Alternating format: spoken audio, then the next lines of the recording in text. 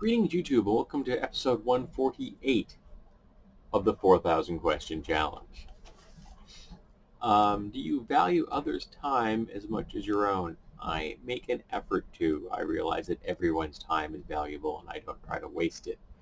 I also don't try to devalue it. How do you make your life more complex than it needs to be? The anxiety, depression, and PTSD do that for me. I don't have to actively make my life more complex than it already is. It's autopilot. It just does it.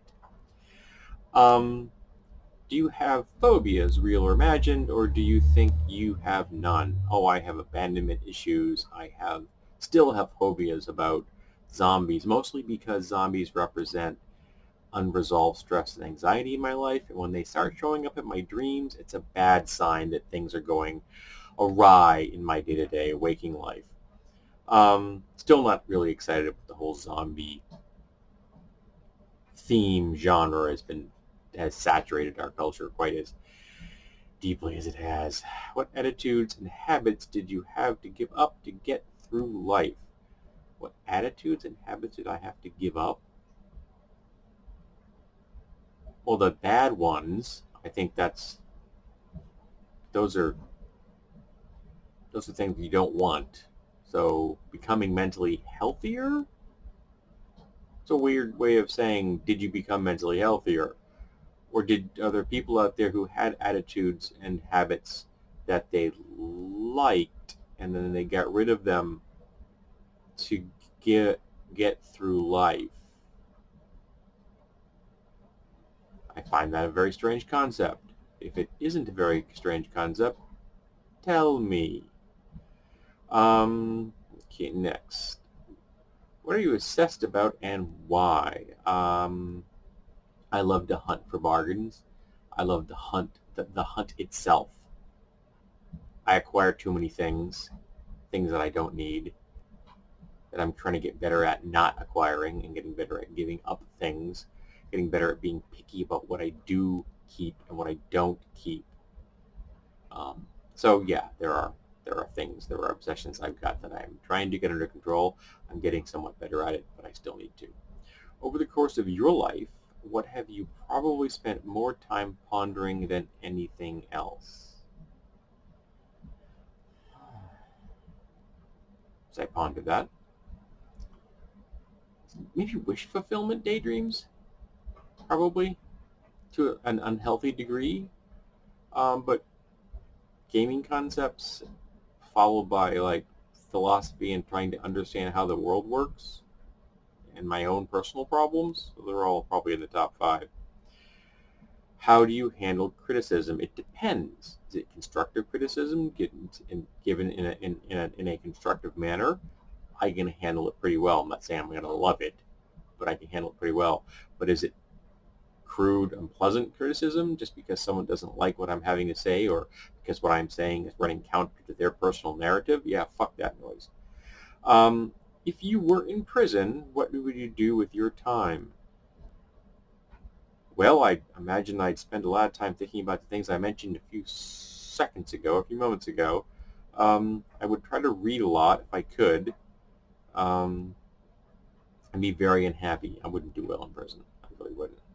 Um, in what ways are in what ways you are okay? In what ways you are creative? That sentence is missing. In what ways are you creative? Yeah, that's a syntactic mess on that one. Okay, what ways I am creative? Well, I make YouTube videos every day. I come up with ideas for role-playing games on a regular basis.